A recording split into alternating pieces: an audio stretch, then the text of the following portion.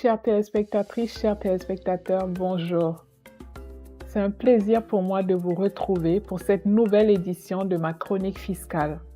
Aujourd'hui, nous allons parler d'un impôt souvent oublié, parfois mal compris, mais qui représente pourtant l'un des leviers les plus puissants pour financer le développement local. L'impôt foncier.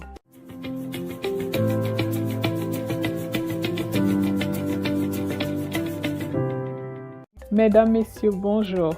Je suis ravie de vous retrouver pour ma chronique fiscale de ce mois, consacrée à l'impôt foncier, un trésor caché pour les collectivités locales. Un thème qui met en lumière le rôle stratégique de cet impôt dans le financement des services publics de proximité, la gouvernance locale et la responsabilisation fiscale.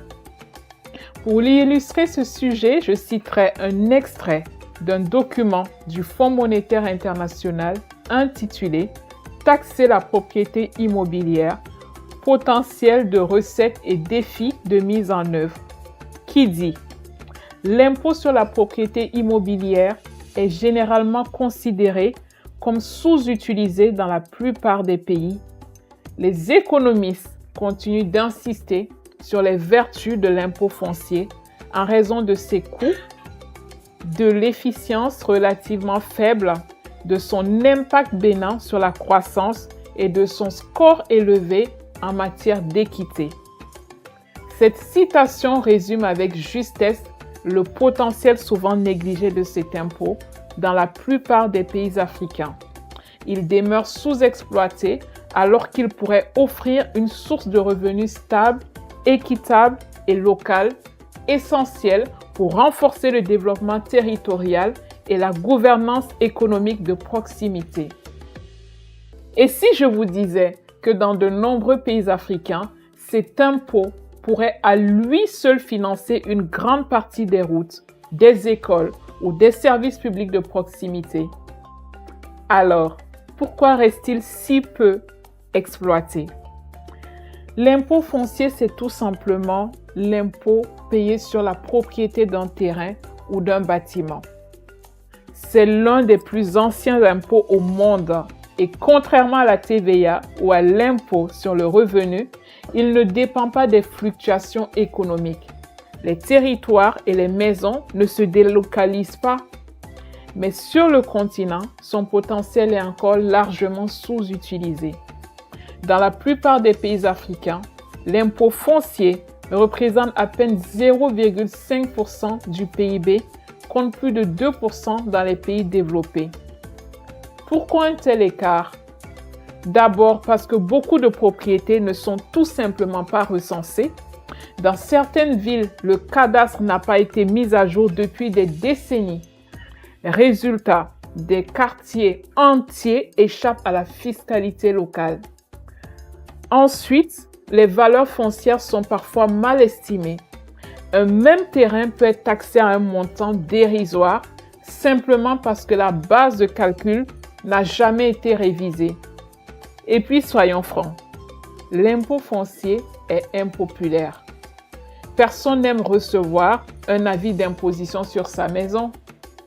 Mais c'est pourtant l'impôt le plus juste, car il repose sur la richesse réelle, visible et stable, la propriété. Prenons un exemple concret. Au Rwanda, la réforme du cadastre a permis de numériser près de 11 millions de parcelles en quelques années. Les recettes foncières ont été multipliées par 5. Au Ghana, la digitalisation des bases de données foncières et la simplification du paiement de l'impôt via mobile monnaie ont facilité la collecte et réduit la fraude. Et au Sénégal, certaines communes expérimentent désormais l'utilisation de l'imagerie satellite et de bases de données numériques pour mieux identifier les contribuables et améliorer l'évaluation des biens immobiliers. Ces innovations montrent que moderniser l'impôt foncier, ce n'est pas seulement une question de technique, c'est une question de gouvernance. Mais alors, pourquoi dire que c'est un trésor caché? Parce qu'il peut transformer le rapport entre le citoyen et sa commune. Quand les recettes foncières sont bien utilisées pour entretenir les routes, financer les marchés, collecter les déchets, le contribuable voit concrètement à quoi sert son impôt. Et cela change la donne. L'impôt foncier devient un outil de confiance. Le citoyen paye parce qu'il voit et il voit parce qu'il paye. Bien sûr, tout n'est pas si simple. La réussite de cet impôt dépend de 3 éléments essentiels. Un cadastre fiable et à jour, sans quoi les assiettes fiscales resteront incomplètes. Des outils numériques adaptés pour simplifier la gestion et sécuriser la collecte. Une communication locale claire pour que les citoyens puissent comprendre que chaque contribution finance directement leur cadre de vie. Alors, que faut-il retenir?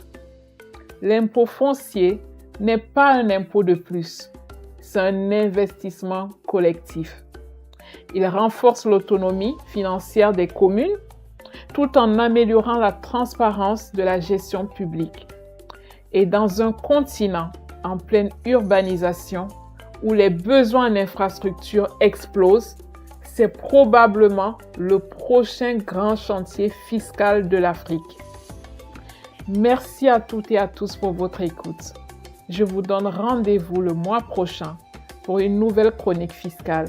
Ensemble, brisons les barrières d'accès au savoir.